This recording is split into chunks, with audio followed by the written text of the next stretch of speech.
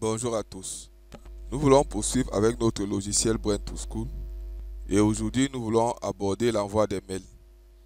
Dans notre vidéo précédente, nous avons défini ces paramètres SMTP pour envoyer les mails à partir de notre application. Comme on le disait dans la vidéo précédente, il vous faut avoir tous ces paramètres SMTP à partir de votre compte de messagerie. Vous devez avoir le nom du serveur. Moi, ma messagerie est à Gmail. Donc, du coup, j'ai le serveur, le nom d'utilisateur qui est votre adresse mail, le password ou le mot de passe qui est en réalité un numéro que Gmail te donne, un code pour les applications externes que Gmail te donne pour que tu puisses te connecter à ton compte mail et envoyer des mails. Le port pour la sécurisation SSL est de 465. Donc ces paramètres pourraient récupérer.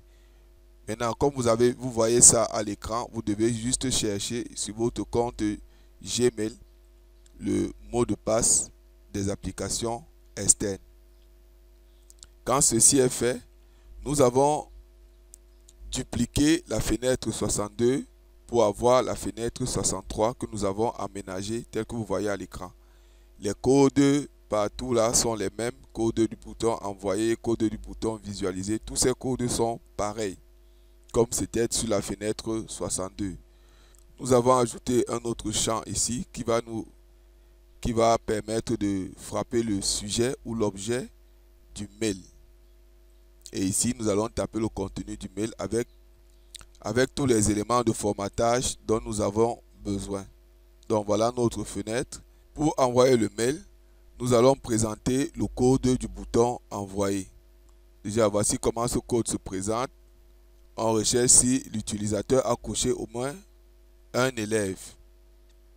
S'il a coché un élève, on va lire les informations de l'école dans le fichier école. C'est pourquoi nous ouvrons ça ici pour avoir les informations de l'école.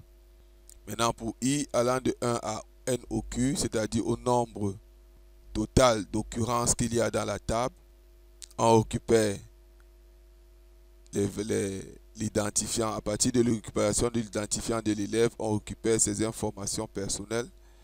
On recherche le courriel de l'élève. Vous vous souvenez, dans la vidéo précédente, je vous ai dit qu'il fallait créer cette information dans la structure ST élève qui va gérer les élèves.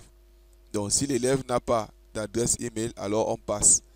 Mais s'il a une adresse email, on la récupère et on formate ici le message.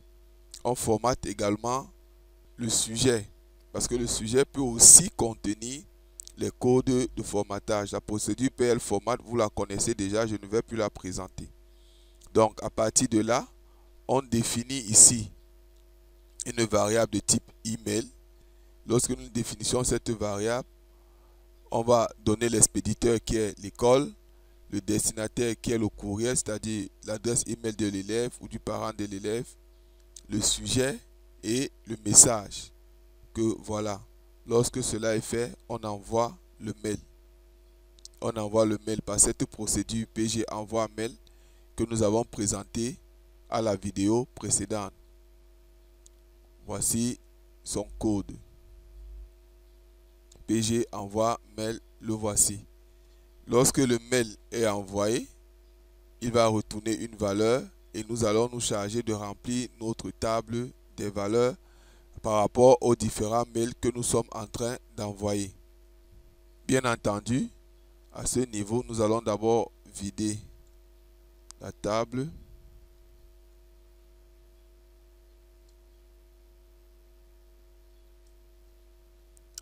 La table des envois.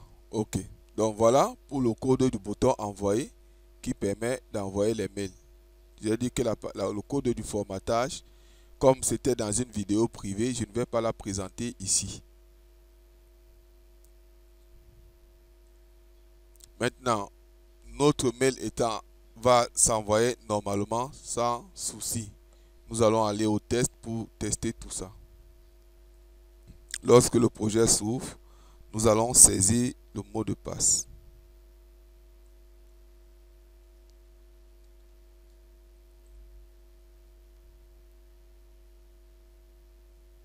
Ok, on va dans la messagerie.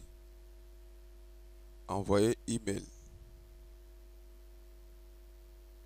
Bien, maintenant vous voyez ici, il n'affiche que 50 parce que comme dans la vidéo précédente, nous avons dit que nous bloquons les enregistrements à 50 enregistrements.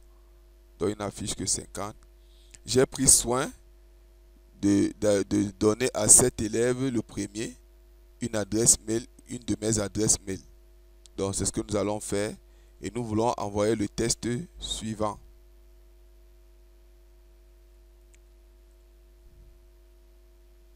L'élève nom prénom est inscrit dans notre établissement au compte de l'année scolaire 2024-2025 en classe 2 sous le numéro matricule. Voilà. Les frais de scolarité pour l'année en cours s'élèvent à subdivisé montant total subdivisé en tranches suivantes. Tranche 1, tranche 2, date limite, ainsi de suite. Merci de nous faire confiance cordialement. Donc voilà le message que nous voulons envoyer par mail.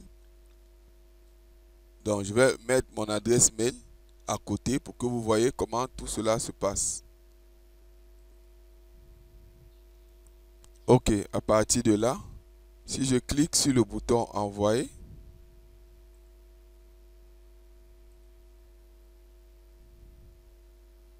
ok, il a dit ici pas d'internet. Donc nous devons vérifier notre connexion internet. Ok, nous envoyons le mail.